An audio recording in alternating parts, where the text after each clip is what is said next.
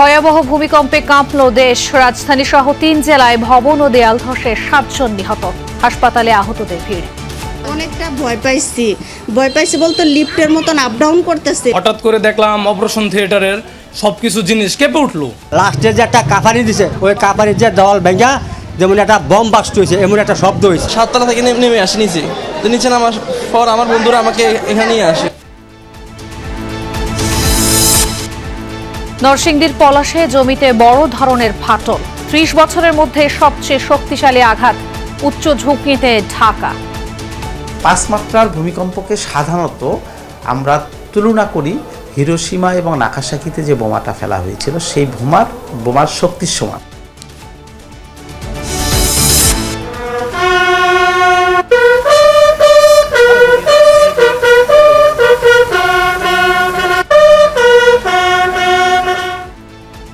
নির্বাচনে সশস্ত্র বাহিনীকে গুরুত্বপূর্ণ ভূমিকা পালন করতে হবে। সেনাকুঞ্জের সংবর্ধনায় প্রধান উপদেষ্টা। বাংলাদেশের গণতান্ত্রিক উত্তরণে আসন্ন নির্বাচন একটি গুরুত্বপূর্ণ অধ্যায় হিসেবে বিবেচিত হবে। এর আয়োজনে সশস্ত্র বাহিনীর সদস্যগণ দক্ষতা ও পেশাদারিত্বের সাথে এই মহান দায়িত্ব পালন করবে। খালেদা জিয়ার কুশল বিনিময়। ডক্টর ইউনূসের সঙ্গে একান্ত বৈঠক।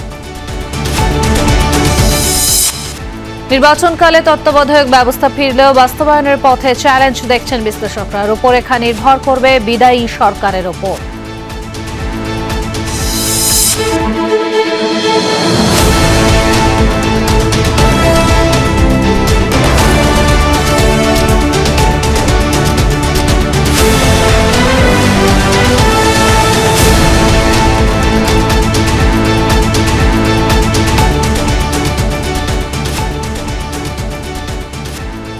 আমন্ত্রণ সন্ধ্যা বাংলাদেশে, সঙ্গে আছি আমি খান তাজনিনা হাসান।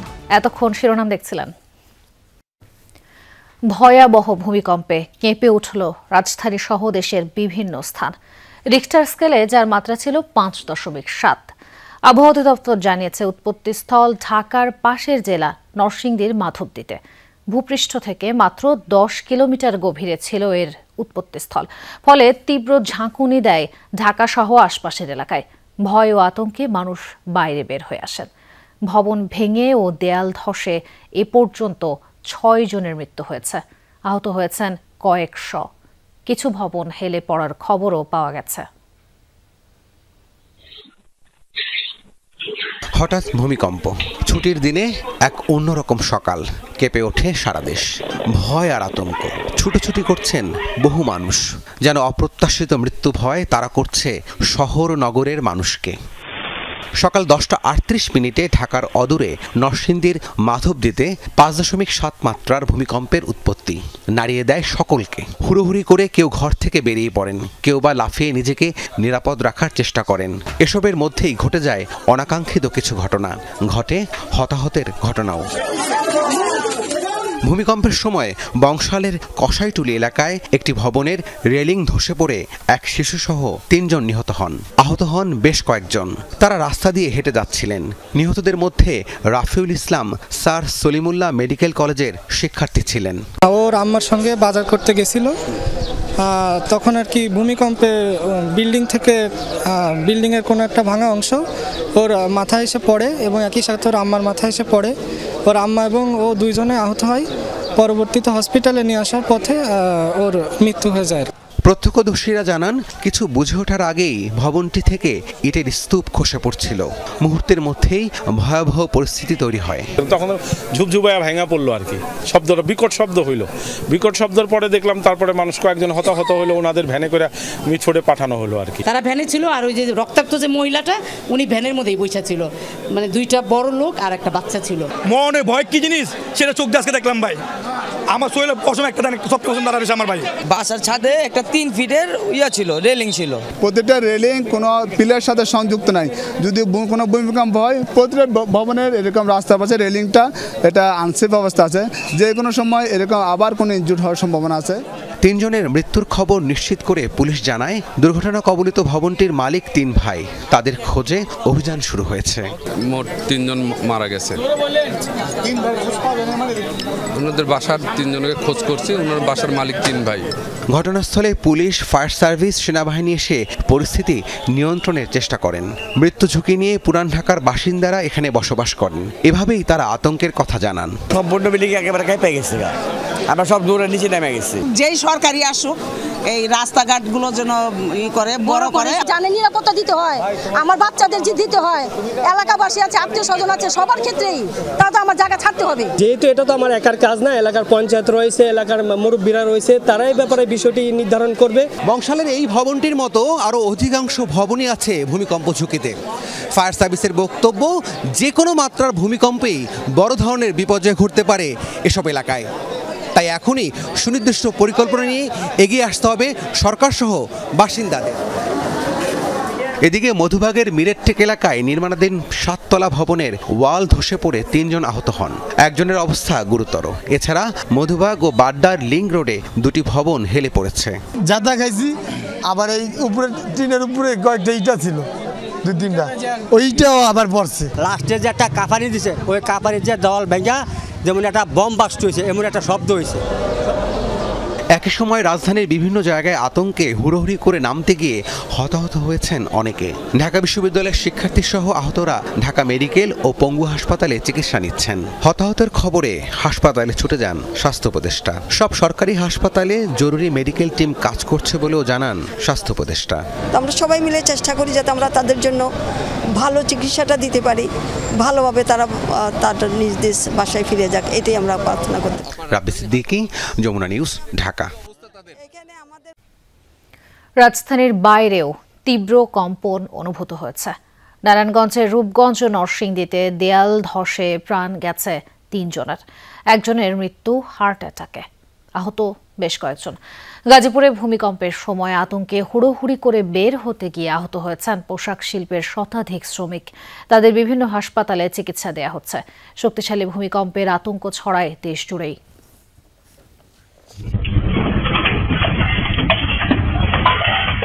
হঠাৎই কেঁপে উঠল ভূপৃষ্ঠ। শক্তিশালী কম্পনে দুলতে থাকে চারিদিক। প্রাণ বাঁচাতে ঘরবাড়ি, দোকানপাট থেকে ছুটে বের হয়ে যায় মানুষজন। আবহাওয়া অফিসের তথ্য মতে ভূমিকম্পের উৎপত্তিস্থল নরসিংদীর মাধবদী। ভয়াবহ কম্পনে পলাশ উপজেলার রেসিডেন্সিয়াল মডেল কলেজ মাঠে ফাটল দেখা দেয়। আতঙ্কিত হয়ে পড়েন স্থানীয়রা। পার্শ্ববর্তী ভিরিন্দা গ্রামেও একটি স্থানে মাটিতে দেখা দেয় ফাটল। বের হওয়ার পরে সামনের দিকে যাইতেছিলাম, পরে দেখা যায় মাটি একদম ধসে গেছে, মনে অবস্থাতে একদম কেমন হয়ে গেছে। কিন্তু আমাদের পায়ে থেকে যখন মাটি চলে গেছে, কারণ আমাদের আর কোনো প্রক্রিয়া নাই। একই উপজেলার নালিতা গ্রামে মাটির ঘরে দেয়াল ধসে নিহত হয়েছেন একজন। সদর উপজেলার গাবতলী এলাকায় বহুতল ভবনের দেয়াল ধসে পাশের টিনশেড বাড়িতে পড়ে 3 জন আহত হয়। এদের মধ্যে 2 জনকে ঢাকা মেডিকেলে আনা হলে চিকিৎসাধীন অবস্থায় প্রাণ হারায় শিশু ওমর। তার বাবা গুরুতর আহত অবস্থায় চিকিৎসাধীন। ভূমিকম্পে নারায়ণগঞ্জের রূপগঞ্জ গোলাকান্দালে দেয়াল চাপে প্রাণ গেছে এক শিশুর। প্রত্যক্ষদর্শীরা জানায় মা কুলসুম বেগমের সাথে ঘরে ছিল ফাতেমা আক্তার। ভূমিকম্পে পাশের ভবনের দেয়াল ধসে পড়লে নিচে চাপা পড়ে ঘটনাস্থলে প্রাণ যায় 10 মাস বয়সী ফাতেমার। শিশুটির মা কুলসুমকে গুরুতর আহত অবস্থায় হাসপাতালে নেওয়া হয়। আমরা দুজনে অজ্ঞানের মতো অবস্থান চিকুর বাকুর করতেছি। এলাকার লোক, সমস্ত লোক আসছে এবং আমরা 2 জন নিহত, একজন মারা গেছে, 2 জন আহত।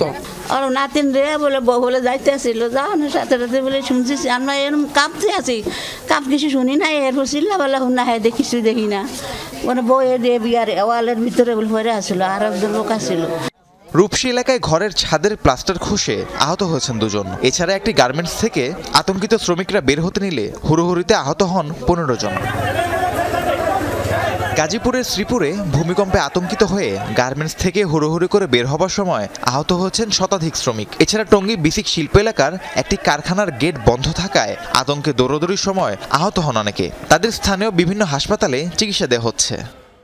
অনেকটা ভয় পাইছি বলতে লিফটের মতন আপ ডাউন করতেছে। লিফট যেমন উঠলে যেরকম করে না, এরকম আপ ডাউন করতেছে। এরকম বেশি ভূমিকম্প আমি এ পর্যন্ত দেখি নাই। আমি যখন শুরু হয়েছে চা বানাচ্ছিলাম, তো শুরু হওয়ার পরে আমি বাইরে বের হয়ে গেছে, বাইরে যাওয়ার পরে দেখেছি বিল্ডিং কাঁপতেছে, আমার গার ভিতরে এখনো কাঁপতেছে। হঠাৎ করে দেখলাম অপারেশন থিয়েটারের সব কিছু জিনিস কেঁপে উঠলো। তাৎক্ষণিক আমার স্যার আমাকে বলল সাকিব ভূমিকম্প। পরে আমরা তাৎক্ষণিক অপারেশন থিয়েটার থেকে দ্রুত নেমে চলে আসলাম। ভূমিকম্পের যে প্যানিক ডিসঅর্ডারটা, একটা যে প্যানিক সৃষ্টি হয়েছে, ওই প্যানিকেই আসলে হুড়াহুড়িতে নামতে গিয়ে, দৌড়াদৌড়ি করে নামতে গিয়েই হচ্ছে ওনারা ইনজুর্ড হন। কারো হয়তো একটু ধাক্কা লাগে, কেউ হয়তো একটু পায়ের নিচে পড়ে যায়। এদিকে ভূমিকম্পে রাজশাহী বিশ্ববিদ্যালয়ের শেরেবাংলা আবাসিক হলের ভবনে ফাটল দেখা দেয়। আতঙ্কিত শিক্ষার্থীরা দ্রুত হল থেকে বের হয়ে যায়। আবহাওয়া গবেষণা কেন্দ্র জানিয়েছে এই ভূমিকম্পটি বাংলাদেশের ৩০ বছরের মধ্যে সবচেয়ে বড় মাত্রার। শক্তিশালী এই ভূমিকম্পে মানুষের মধ্যে আতঙ্ক বিরাজ করছে। রাহিম সারোয়ার, যমুনা নিউজ। আহতদের বিভিন্ন হাসপাতালে চিকিৎসা দেয়া হচ্ছে। রাজধানীর পঙ্গু হাসপাতাল থেকে সরাসরি যোগ দেবেন সহকর্মী রেদওয়ান আহমেদ। রেদওয়ান, পঙ্গু হাসপাতালে যারা ভর্তি হয়েছেন আমরা কিছুক্ষণ আগে শুনছিলাম, আপনি সরাসরি জানাবেন তাদের শারীরিক অবস্থা এখন কেমন আছে?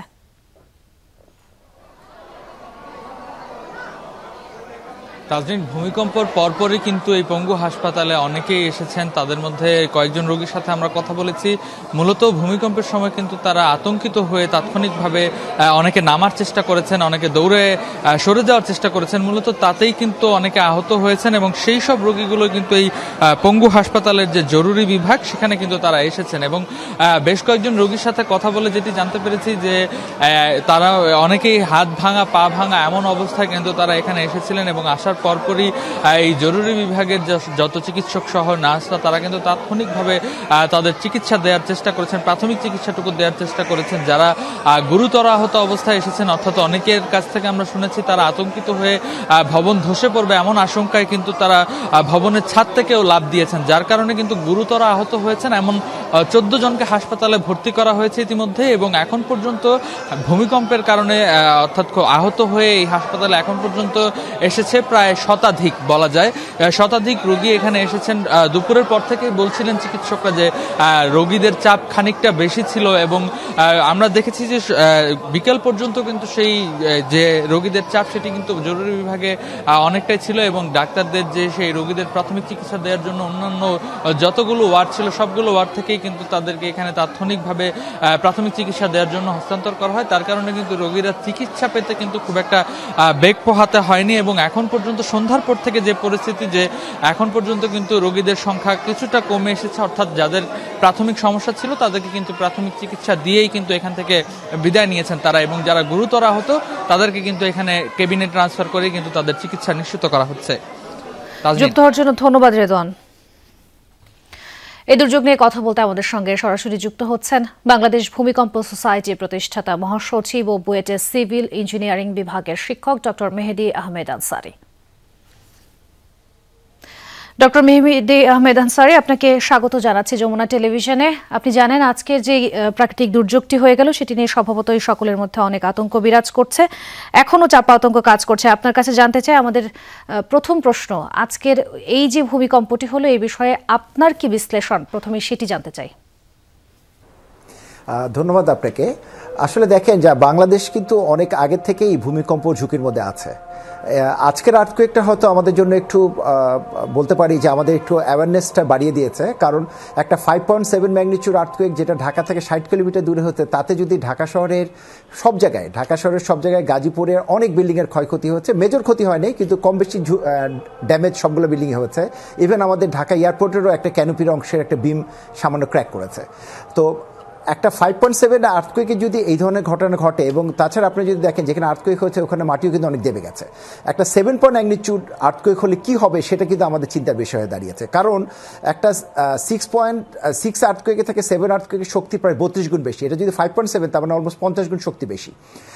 এবং আমরা যেটা নিয়ে আসলে একটু ওয়ারিড সেটা হচ্ছে ঢাকাতে অহরহ প্রচণ্ড অনেক বিল্ডিং তৈরি হচ্ছে, যেখানে বিল্ডিং কোড না মেনেও অনেক বিল্ডিং করা হচ্ছে। আবার বিল্ডিং কোড অনুযায়ী যদি ডিজাইনও করা হয় সেটাকে এক্সিকিউশনে, অর্থাৎ যখন বিল্ডিং কনস্ট্রাকশন করছে সেখানে অনেক কিছু যেটা ডিজাইন আছে সেগুলো বাদ দিয়ে দেওয়া হচ্ছে, যেটা আমি মনে করছি যেটা কারণে আমাদের বিল্ডিংয়ের ক্ষয়ক্ষতির পরিমাণ অনেক বাড়তে পারে।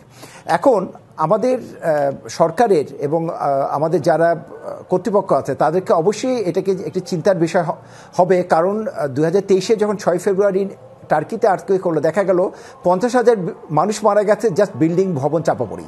আমরা অনেকে মনে করি, আমাদের অনেক হর্তাকর্তা বিধাতা যারা কর্তৃপক্ষ আছে তারা মনে করে যে অ্যাওয়ারনেস করলেই বোধহয় মানুষের জীবন বাঁচানো সম্ভব। আসলে তা না, কিন্তু বিল্ডিং যদি ঠিকমতো তৈরি না হয়, বিল্ডিং যদি পারফর্ম না করে ভূমিকম্প সহায়ে, তাহলে কিন্তু বিল্ডিং চাপা পড়ে মানুষ মারা যাবে। তার মানে আমাদের মেইন থ্রাস্টটা হওয়া উচিত এখন যে কারেন্ট বিল্ডিং স্টক আছে ঢাকায় আমাদের এখন রাফলি 21 লাখ বিল্ডিং আছে, তার মধ্যে 15 লাখ হচ্ছে একতলা, সেখানে ঝুঁকি কম। বাট বাকি যে 6 লাখ আছে 4 তলা থেকে 30 তলা পর্যন্ত, সেই বিল্ডিংগুলোকে প্রত্যেকটা ধরে ধরে চিহ্নিতকরণ করা এবং কোনটার বিল্ডিং বেশি ঝুঁকি কোনটা কম ঝুঁকিপূর্ণ ভূমিকম্প পয়েন্ট অফ ভিউ থেকে সেটাকে আইডেন্টিফাই করা এবং সেই অনুযায়ী রেকটিফিকেশনের পদক্ষেপগুলো আমাদের। জি ডক্টর মেহেদী আনসারী, আমি যেটা জানতে চাচ্ছি, আমরা জানি যে ঢাকা অত্যন্ত ঘনবসতিপূর্ণ একটি শহর এবং আপনি যেটি বলছিলেন খুব কাছে এর উৎপত্তিস্থল ছিল। আমরা জানতে চাই আফটার শক নামে যেটি আমরা শুনে থাকি, ভবিষ্যতে আসলে এই ভূমিকম্পের ঝুঁকি কেমন হতে পারে বা উৎপত্তিস্থল আরো এগিয়ে আসছে কিনা ঢাকার দিকে?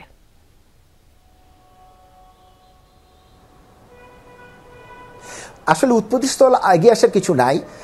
এই আর্থকুয়েক হচ্ছে ন্যাচারাল ফেনোমেনা। আমাদের বাংলাদেশের চারিদিকে 5টা উৎপত্তিস্থল চিহ্নিতকরণ করা আছে। একটাকে বলি আমরা প্লেট বাউন্ডারি 1, যেটা বলতে পারেন মিয়ানমার থেকে আমাদের নোয়াখালী পর্যন্ত, প্লেট বাউন্ডারি 2 যেটা নোয়াখালী থেকে শুরু করে সিলেট, আর প্লেট বাউন্ডারি 3 যেটা হচ্ছে সিলেট থেকে চলে গেলে ইন্ডিয়ার দিকে চলে গেছে। আর তাছাড়াও আছে ডাউকি ফল্ট যেটা হালুয়াঘাটে ময়মনসিংহের, আরেকটা আছে আমাদের মধুপুর ফল্ট। এই 5টা হচ্ছে আমাদের উৎপত্তিস্থল এবং আজকে যে আর্থকুয়েক হয়েছে এটা কিন্তু নতুন জায়গায় হয়নি, প্লেট বাউন্ডারি 2 এর কাছাকাছিতেই হয়েছে। তার মানে এটা আমাদের নোন জায়গা, কিন্তু এইখানেই এই প্লেট বাউন্ডারি 2-তে আসলে ভূমিকম্প 7 মাত্রার হওয়ার সম্ভাবনা আছে। এই আর্থকুয়েকটা আমি মনে করছি একটা স্ট্যান্ড অ্যালোন আর্থকুয়েক। এখন নেক্সট 2-3 দিন যদি আমরা দেখি যেখানে ছোট ছোট আর্থকুয়েক হচ্ছে, বুঝতে হবে যে বড় একটা আর্থকুয়েক সামনে আসছে। আর যদি দেখি যে ছোট ছোট আর্থকুয়েক আর হচ্ছে না নেক্সট 2-3 দিনের মধ্যে, তাহলে আমরা বুঝতে হবে যে এটা একটা একটা স্ট্যান্ড অ্যালোন আর্থকুয়েক, সামনে বড় ভূমিকম্পের ঝুঁকি নাই। কিন্তু বড় ভূমিকম্প যদি একটা আসে 7 মাত্রা, যেটা আপনি বলছেন যে একটা ফোর্স শক বা কাছে আসার ব্যাপারটা আসলে না, আমাদের এখান থেকে ডিস্টেন্স মোটামুটি ফিক্স করাই আছে। এগুলা প্লেট বাউন্ডারি 1 এর জন্য যে ডিস্টেন্স, 2 এর যে ডিস্টেন্স, 3 এর জন্য ডিস্টেন্স, ডাউকি ফল্ট এবং মধুপুর ফল্টের ডিস্টেন্স মোটামুটি ফিক্স। খালি ব্যাপারটা হচ্ছে ওখানে 5 হবে নাকি 7 হবে। এখন যদি আমাদের 7 হয় তাহলে আপনি বুঝছেন যে ঝুঁকি আসলে থেকেই যাচ্ছে। যদিও আমাদের এখন এই মুহূর্তে এই বিষয়ে আর কথা বলতে পারছি না। আপনাকে অনেক অনেক ধন্যবাদ যুক্ত হওয়ার জন্য ডক্টর মেহেদী আনসারী। ভূমিকম্পের পর পুরান ঢাকার বংশালের অবস্থা আমাদের জানাবেন সহকর্মী তানভীর সিদ্দিক টিপু। আপনি বংশালে রয়েছেন এই মুহূর্তে। বংশালে ভূমিকম্পের ধসে আমরা জানি যে ভবনের রেলিং ধসে 3 জনের মৃত্যু হয়েছে। এই মুহূর্তে আপনি সেখানে সরাসরি পরিস্থিতি কেমন দেখছেন? তাজনীন, 3 জনের যে মরদেহ সেটি এখনো কিন্তু মর্গে রয়েছে সলিমুল্লাহ মেডিকেল কলেজের, এবং কিছুক্ষণ আগে সলিমুল্লাহ মেডিকেল কলেজের প্রিন্সিপাল এই জায়গাটি পরিদর্শন করে গিয়েছেন। আমরা একটু যারা স্বজন আছে, যারা মৃতর তাদের স্বজনরা রয়েছেন তাদের সাথে একটু কথা বলতে চাইবো যে কিছুক্ষণ আগে আপনারা তো আসলে পোস্টমর্টেম ছাড়াই মরদেহ যেতে চেয়েছিলেন, তো কোনো ধরনের সিদ্ধান্ত এলো কিনা একটু যদি আমাদের। এইমাত্র আমি ছোট ভাইকে ফোন দিছিলাম, উনি আমাকে বলছিল যে ডিসি সাহেবের সাথে কথা বলছে, উনি ক্লিয়ারেন্স দিয়ে দিয়েছে যে আমার যে ভাই যে দুর্ঘটনাতে মারা গেছে এবং ভাইয়ের ছেলে, তো ওনার ওয়াইফ কিছুক্ষণের মধ্যে আসবে ডিসি অফিসে, আসি সিগনেচার দিলে আল্লাহর রহমতে ক্লিয়ারেন্স দিয়ে দেবে। তাজদিন, শুনছিলেন যে কিছুক্ষণ আগেই প্রিন্সিপাল এখানে এসে দেখে গিয়েছেন এবং তিনি মনে করেছেন যে পোস্টমর্টেম ছাড়াই এই মরদেহগুলো হস্তান্তর সম্ভব এবং কিছুক্ষণ পরেই হয়তো সেই যেসব প্রক্রিয়া রয়েছে সেই প্রক্রিয়াগুলো শেষ হবে। এবং আপনি একটু জানিয়ে রাখি যে 3 জনের মধ্যে 2 জন কিন্তু আসলে একজন বাবা একজন ছেলে ছিলেন, একই পরিবারের 2 জন, সে আব্দুর রহিম এবং তার ছেলে, এবং আরেকজন ছিলেন হচ্ছে সলিমুল্লাহ মেডিকেল কলেজের শিক্ষার্থী। তার মরদেহ নেওয়ার জন্য তার বাবা কিন্তু বগুড়া থেকে তিনি রওনা হয়েছেন এবং তিনি কিছুক্ষণের মধ্যেই হয়তো এখানে এসে পৌঁছাবেন। ফলে এরপরে আসলে আপনাকে জানাতে পারবো যে মূলত আজ রাতেই এই মরদেহগুলো হস্তান্তর করা সম্ভব হচ্ছে কিনা নাকি আগামীকাল পর্যন্ত অপেক্ষা করতে হবে। তাজনীন, যুক্ত হওয়ার জন্য ধন্যবাদ টিপু। ভূমিকম্প প্রবল ঝুঁকিতে বাংলাদেশ। মোকাবেলায় অবকাঠামো শক্তিশালী করা, নতুন ভবন তৈরির সময় সরকার ও রাজুকের নজরদারি এবং সচেতনতা বাড়ানোর পরামর্শ দিয়েছেন বিশেষজ্ঞরা। তাদের মতে ভূমিকম্প নিয়ন্ত্রণের সুযোগ নেই, কিন্তু আইনের প্রয়োগ, দুর্যোগ পরবর্তী প্রস্তুতি, ঝুঁকি এবং ক্ষয়ক্ষতি কমানো সম্ভব।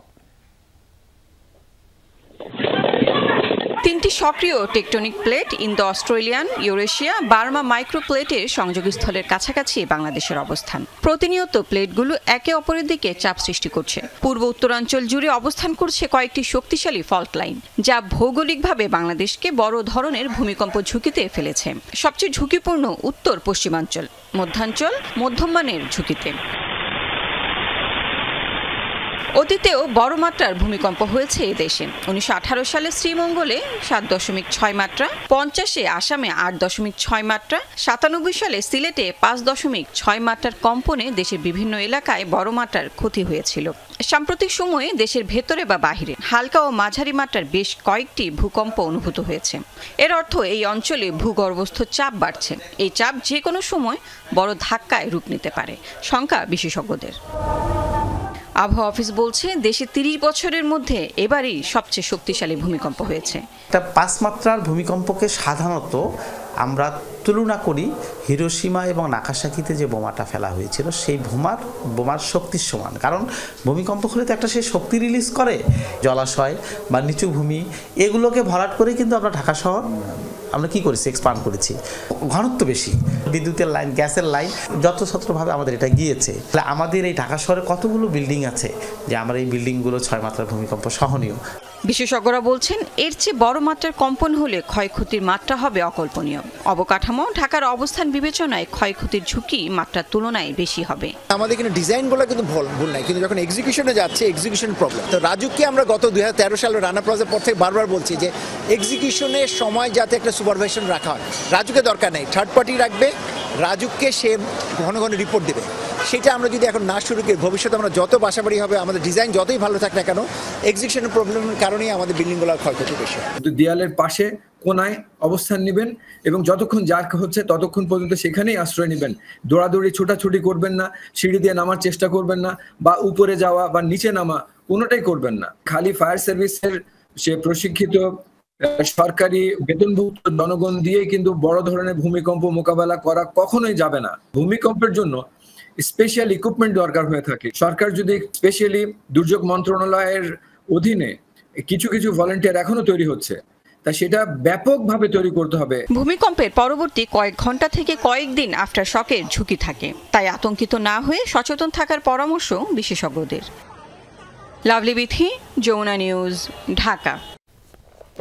সশস্ত্র বাহিনী দিবস উপলক্ষে সেনাকুঞ্জে সংবর্ধনা অনুষ্ঠানে নির্বাচনে 3 বাহিনীর ভূমিকার কথা তুলে ধরলেন প্রধান উপদেষ্টা ডক্টর মোহাম্মদ ইউনূস। তিনি বলেন, এই নির্বাচনের মাধ্যমে নতুন বাংলাদেশের যাত্রা শুরু হবে। নির্বাচন আনন্দ ও উৎসব মুখর করতে সম্মিলিত প্রচেষ্টা চালানোর আহ্বানও জানান তিনি। অনুষ্ঠানে যোগ দেন বিএনপি চেয়ারপারসন বেগম খালেদা জিয়া। এ সময় বিএনপি চেয়ারপারসনের সাথে একান্ত বৈঠক করেছেন প্রধান উপদেষ্টা। সশস্ত্র বাহিনী দিবস উপলক্ষে সেনাকুঞ্জে সংবর্ধনা অনুষ্ঠান। বিকাল 4টার পর অনুষ্ঠানে যোগ দেন প্রধান উপদেষ্টা ডক্টর মোহাম্মদ ইউনূস। এ সময় তাকে স্বাগত জানান সেনা, নৌ ও বিমান বাহিনীর প্রধানরা।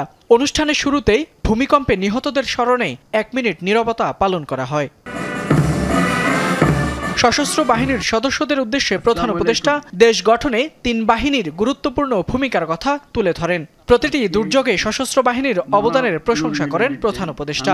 ছাত্র জনতার অভ্যুত্থান ও চলমান দেশ পুনর্গঠন ও সংস্কারের কাজেও সশস্ত্র বাহিনী বরাবরের মতোই মানুষের পাশে দাঁড়িয়ে অব্যাহতভাবে দেশের মানুষের আস্থার প্রতিদান দিয়ে যাচ্ছে। আগামী নির্বাচন খুবই গুরুত্বপূর্ণ উল্লেখ করে প্রধান উপদেষ্টা এতে সশস্ত্র বাহিনীর ভূমিকা কি হবে তা তুলে ধরেন। বাংলাদেশের গণতান্ত্রিক উত্তরণে আসন্ন নির্বাচন একটি গুরুত্বপূর্ণ অধ্যায় হিসেবে বিবেচিত হবে। আমার সুদৃঢ় বিশ্বাস এটি নির্বিঘ্ন ও উৎসবমুখর নির্বাচন হবে। এর আয়োজনে সশস্ত্র বাহিনীর সদস্যগণ দক্ষতা ও পেশাদারিত্বের সাথে এই মহান দায়িত্ব পালন করবে। দেশের সার্বভৌমত্ব রক্ষায় আগামীতেও পেশাদারিত্বের সাথে কাজ করবে সশস্ত্র বাহিনী, এমন প্রত্যাশার কথা তুলে ধরেন প্রধান উপদেষ্টা। যে কোনো আগ্রাসী বহিঃশত্রুর আক্রমণ থেকে দেশের সার্বভৌমত্ব রক্ষার জন্য আমাদেরকে সদা প্রস্তুত ও সংকল্পবদ্ধভাবে থাকতে হবে। অনুষ্ঠানে আগত অতিথিদের সাথে শুভেচ্ছা বিনিময় করেন প্রধান উপদেষ্টা। এর কিছুক্ষণের মধ্যেই অনুষ্ঠান স্থলে পৌঁছান বিএনপি চেয়ারপারসন বেগম খালেদা জিয়া। এ সময় বিএনপি চেয়ারপারসনের সাথে একান্তে সাক্ষাৎ করেন প্রধান উপদেষ্টা। পরে অনুষ্ঠান স্থলে যোগ দিয়ে আমন্ত্রিত অতিথিদের শুভেচ্ছা জানান বিএনপি চেয়ারপারসন ও সাবেক প্রধানমন্ত্রী বেগম খালেদা জিয়া। সেনাকুঞ্জে এই সংবর্ধনা অনুষ্ঠানে যোগ দেন বিচারপতি, রাজনীতিবিদ, বিদেশি কূটনৈতিক, বিশিষ্টজনসহ সাংবাদিক ও ঊর্ধ্বতন বেসামরিক কর্মকর্তারা। ফয়সাল মাহমুদ, যমুনা নিউজ, ঢাকা। জীবদ্দশায় অনেকেই দেখেননি এমন ভূকম্পন। 5.7 মাত্রার হলেও ঝাঁকুনি ছিল ভয়াবহ। এতে ছড়িয়ে পড়ে আতঙ্ক। অনেকেই ভবন থেকে নামতে গিয়ে আহত হন।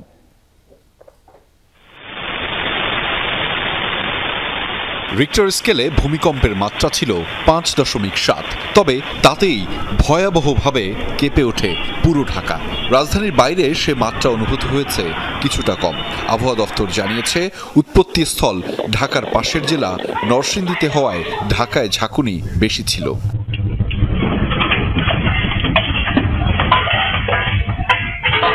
ভূমিকম্প অনুভূত হওয়ার পরপরই যেভাবে পেরেছে নিরাপদে যাওয়ার চেষ্টা করেন। আতঙ্কে বসবাসের স্থান উঁচু দেয়াল ছেড়ে সমবেত হয়েছেন উন্মুক্ত স্থানে। ফ্লাইওভার থেকে হাঁটতেছিলাম, তখন পুরো ফ্লাইওভারটা কাঁপতেছিল, আমরা পুরো আতঙ্কে পড়ে গিয়েছিলাম। হঠাৎ করে ব্রিজ কাঁপতেছে, উপরে তাকায় দেখি যে বিল্ডিং টিল্ডিং সব কাঁপাকাঁপি শুরু করছে। নদীতে নৌকা যেরকম ধুলে গাড়িটা এরকম ধুলছিল, ভয় পেয়ে গেলাম। আমার বন্ধু বলতেছে কি দেখ ওই গাড়িটা কাঁপতেছে, তো আমরা প্রথমে বুঝতে পারি নাই, তো কিছুক্ষণ 10 সেকেন্ড পরে দেখি যে আমি সহ কাঁপতেছি। বিভিন্ন স্থানে বেশ কিছু ভবন হেলে পড়ে। ভারত বধের দিনে দুর্যোগ বুঝতে পেরে ঘরবাড়ি, অফিস এবং ব্যবসা প্রতিষ্ঠান ছেড়ে বাইরে বের হয়ে আসে মানুষ। আতঙ্কে অনেকেই হুড়োহুড়ি করেন। খুব ভয় পেয়ে এসে পড়ছি, আমরা খুব ভীতু, ভয় পেয়েছি। আল্লাহ আমাদের ভাগ্য ভালো রাখছে, আমরা বেঁচে গেছি। আমরা তখন হোটেলে নাস্তা খাইতেছি, তখন দেখতেছি খালি কাঁপতেছে, নাস্তা ধুয়ে আমরা সবাই মিলে দৌড় মারছি। শোয়ার থেকে উঠছি, আবার শুয়ে পড়ছি, এরকম একটা ঝাঁকি দিল শরীরটা। আরও কয়েকবারে এরকম সম্মুখীন হয়েছি, কিন্তু এবারে যেটা হয়েছে এটা কিন্তু আমরা আতঙ্কিত হয়ে গেছি। আমি জীবনে কখনো চিন্তাই করিনি যে এত বড় ঝাঁকুনি ভূমিকম্প হইতে পারে। ভয়ঙ্কর সেই অবস্থার কথা জানান সাধারণ মানুষ। বলেন এমন কম্পন এর আগে কখনোই অনুভূত হয়নি তাদের। তখন এরকম করে খালি কাঁপতে আছে, আটকা ডরাই গেছে যে আমি স্থির দিয়েছি, সকল তো কইতে আছে ভূমিকম্প হয়েছে, এই যেমন আতঙ্ক হয়ে গেছে। আমার জীবনে এরকম দেখি নাই। আমার জীবনে ফার্স্ট দেখলাম ভূমিকম্প। আমি যখন কাজ করতেছি, খারাপ ছিলাম, তখন ধাক্কা এমন মানে হারাই দিতেছে। শরীরটা সব লড়তেছে, লড়তেছে, সারাটা লড়তেছে। হ্যাঁ, আমার ওয়াইফ গেছিল বাথরুমে, হ্যাঁ, উন্দুয়া পড়ে গেছে। ভয় পাইছি, মানে ঘর লড়তেছে, আর আমি বাচ্চারা নিয়ে নিচে নামে আসছি দৌড়াইয়া। ঢাকার মতো ঘনবসতি শহরে ভবন ভেঙে পড়লে পরিস্থিতি নিয়ন্ত্রণের বাইরে চলে যাবে বলে মনে করছেন সাধারণ মানুষ। আহমেদ রেজা, যমুনা নিউজ, ঢাকা। শক্তিশালী ভূমিকম্পে বড় ধরনের ক্ষতি থেকে রক্ষা পেয়েছে দেশের সবচেয়ে বড় বিমানবন্দর। শত শত যাত্রীর মাথার উপর প্রচণ্ড শব্দে কেঁপে ওঠে স্থাপনা। ফাটল দেখা দিয়েছে বেশ কয়েকটি জায়গায়, খসে পড়েছে পলেস্তারা। আতঙ্ক ছড়িয়ে পড়ে পুরো টার্মিনালে। জরুরি ভিত্তিতে তলব করা হয় বুয়েট বিশেষজ্ঞদের। নান্দনিক নকশায় দেশের প্রধান বিমানবন্দরের টার্মিনাল ভবন দুটি তৈরি হয় 80-র দশকে। প্রায় সময়ই যাত্রীদের ভিড়ে ঠাসা থাকে দ্বিতীয় তলার বহির্গমন গেটগুলোর সামনের অংশ। 5.7 মাত্রার ভূমিকম্প যখন আঘাত হানে, তখন শত শত যাত্রীর মধ্যে দেখা দেয় চরম আতঙ্ক। কি আবার এই বয়সে এরকম ভূমিকম্প আমি টের পাই রেখে হলো, মানে বিল্ডিং এর মধ্যে বাজনার মতন ঝনঝন ঝনঝন করে শব্দ হইছে। ঠাডা পড়লে, বৃষ্টি হলে ঠাডা, বাজ পড়লে যেরকম শব্দ, ঠিক ওরকম একটা শব্দ হইল। সবাই ভয়ে, সবাই মনে করেন দৌড়ে ওদিক যাইতেছে, কেউ ওদিক যাইতেছে। ড্রাইভওয়েতে বাহিরের উঁচু সুবিশাল অংশটি মূল ভবনের সাথে আটকে আছে 16টি বিম দিয়ে। মাথার ওপর সেগুলোর কাঁপুনি আর শব্দ ভয় ধরিয়ে দেয় সবাইকে। বিমের গোড়ার অংশ থেকে খসে পড়তে থাকে পলেস্তারা। তরতরে কাঁপতেছে, মানে লোকজন নিজের সেফটি, মানে ব্যাগ টু পালাতে নিজে জানটা বাঁধানোর জন্য যেমনি পারছে এমনি দৌড় দিয়েছে। এই বিল্ডিং এর সঙ্গে এই বিল্ডিং এর মানে এটা কানেক্টেড যে তা না, মানে আগের থেকে এটা ডিজাইনে এরকমই আর কি। এখন যেটা হয়েছে পলেস্টারটা খুলে গেছে। ঝটিকা পরিদর্শনে আসে বুয়েটের প্রকৌশলীদের একটি দল। প্রাথমিক পরীক্ষা নিরীক্ষার পর সবগুলো বিমের পলেস্তারা অংশগুলো পর্যবেক্ষণের পরামর্শ দেন তারা।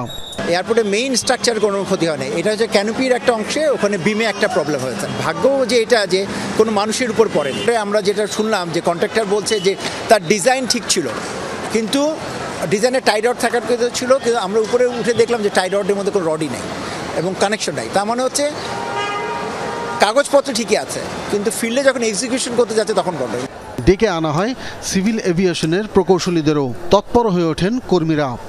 সেগুলো মেজর ওরকম সমস্যা নাই। এটাকে কি বলে, মানে কোন অংশ এটা? আপনার টাইভিম আর কি, টাইভিম দুইটা, এই যে ক্যানোপির এই অংশটা দেখছেন এটার সাথে এটা টাইভিম, এটা মাইনর কিছু ক্র্যাক বা প্লাস্টারই করছে যাতে আপনার সাধারণ যাত্রীদের গায়ে না পড়ে, এই জন্য আর কি আমরা ব্যবস্থা নিচ্ছি। আর দেশের ইতিহাসে অন্যতম শক্তিশালী এই ভূমিকম্পে বিমানবন্দর এলাকায় বড় ধরনের কোনো ক্ষয়ক্ষতি না হলেও প্রায় ৪৫ বছর আগের তৈরি ভবনটি আরও গভীরভাবে পরীক্ষা নিরীক্ষার দাবি জানিয়েছেন আতঙ্কিত যাত্রীরা।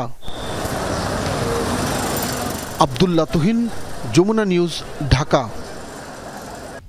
সশস্ত্র বাহিনী দিবসে শিখা ও নির্বাণে ফুল দিয়ে মুক্তিযুদ্ধে শহীদদের শ্রদ্ধা জানিয়েছেন রাষ্ট্রপতি মোহাম্মদ শাহাবুদ্দিন ও প্রধান উপদেষ্টা ডক্টর মোহাম্মদ ইউনূস।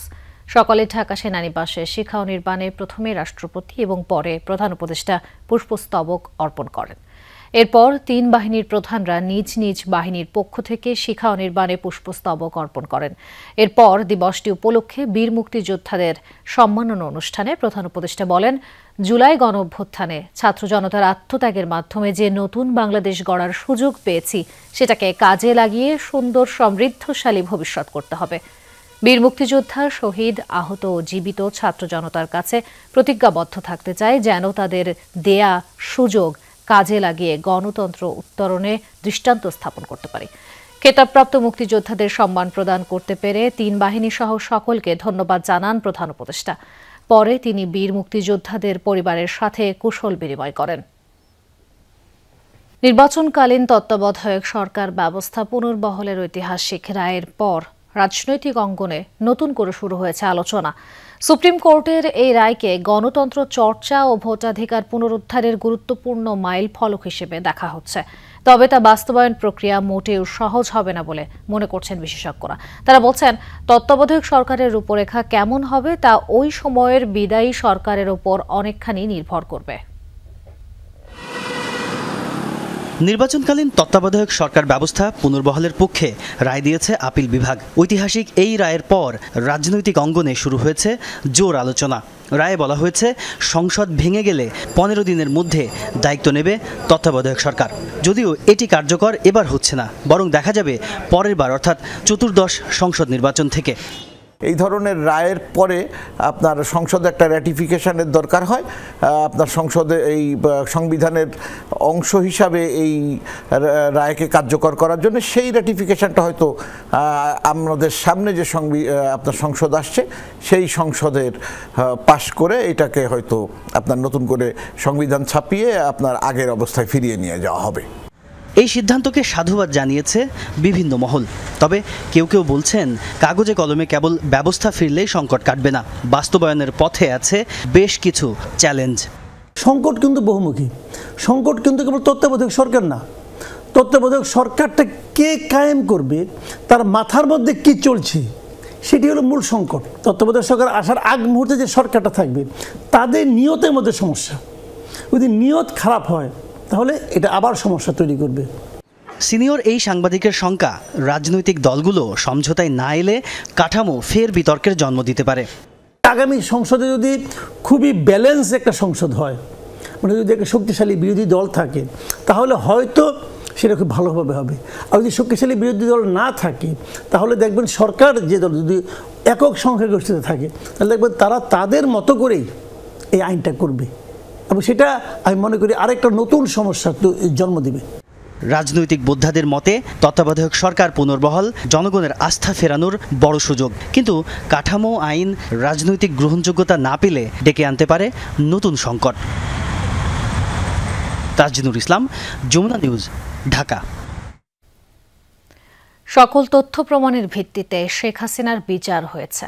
রায়ে সংক্ষুব্ধ হলে আসামি পক্ষের আপিলের সুযোগ আছে, এমনটা বলেছেন অ্যাটর্নি জেনারেল মোহাম্মদ আসাদুজ্জামান। সকালে ঝিনাইদহের শৈলকুপায় এক মতবিনিময় সভায় অংশ নেন তিনি। এ সময় অ্যাটর্নি জেনারেল বলেন, মাত্র ২০ দিনে ১৪০০-র বেশি মানুষকে গুলি করে হত্যা করা হয়েছে। জুলাই গণহত্যা মামলায় শেখ হাসিনা সহ আসামিদের বিরুদ্ধে যেসব তথ্য প্রমাণ মিলেছে তা দেখে পৃথিবীর যে কোনো আদালত তাদের দোষী বলবে। রায় কার্যকরের জন্য সরকার চেষ্টা চালাচ্ছে বলেও জানিয়েছেন অ্যাটর্নি জেনারেল। আসামি পক্ষ সবসময় চেষ্টা করবে যারা হেরে যায়, এটা আমাদের সংস্কৃতির পাঠ যে আমরা ন্যায় বিচার পাই। যদি ন্যায় বিচার না পেয়ে থাকেন ওনাদের আপিল করার সুযোগ আছে, ওনারা আপিল করতে পারবেন। দুবাই এর শোতে বিধ্বস্ত হয়েছে একটি ভারতীয় যুদ্ধ বিমান, এতে প্রাণ গেছে পাইলটের। শুক্রবার দুপুরের প্রদর্শনীতে অংশ নেয় ভারতীয় বিমান বাহিনীর HAL নির্মিত তেজাস যুদ্ধ বিমানটি। বেশ কয়েকবার চক্কর দেওয়ার পর বেলা 2:10-এর দিকে বিধ্বস্ত হয় জেটটি। এতে আগুন ধরে যায় উড়োযানটিতে। মুহূর্তেই উপরের দিকে ছড়িয়ে পড়ে ঘন কালো ধোঁয়া, বাজতে থাকে সাইরেন। দর্শকদের মাঝে ছড়িয়ে পড়ে আতঙ্ক। দুর্ঘটনায় পাইলটের মৃত্যুর খবর নিশ্চিত করেছে ভারতীয় বিমান বাহিনী, প্রকাশ করেছে শোক। দুর্ঘটনার কারণ জানতে শুরু হয়েছে তদন্ত। 2 দিন কারফিউর পর স্বাভাবিকতা শুরু করেছে নেপালের বারা উপজেলার পরিস্থিতি। শুক্রবার ভারতের সীমান্তবর্তী এলাকাটি থেকে তুলে নেওয়া হয়েছে কারফিউ, খুলেছে দোকানপাট, স্বাভাবিক হয়েছে যান চলাচল, শিক্ষা প্রতিষ্ঠানে হয়েছে নিয়মিত ক্লাস। বুধবার জেনজি তরুণদের সাথে সংঘর্ষে জড়ায় নেপালের ক্ষমতাচ্যুত প্রধানমন্ত্রী KP শর্মা ওলির দল CPN-UML এর কর্মীরা। এতে আহত হয় বেশ কয়েকজন জেনজি সমর্থক। হামলাকারীদের গ্রেফতারের দাবিতে এর পরের দিন বিক্ষোভে নামে তরুণরা। এসব ঘটনার প্রেক্ষিতে পরিস্থিতি নিয়ন্ত্রণে আনতে 2 দিনব্যাপী কারফিউ জারি করা হয় বারা জেলায়। এই ছিল আজকের সন্ধ্যার বাংলাদেশের আয়োজনে। এতক্ষণ আমাদের সাথে থাকার জন্য ধন্যবাদ।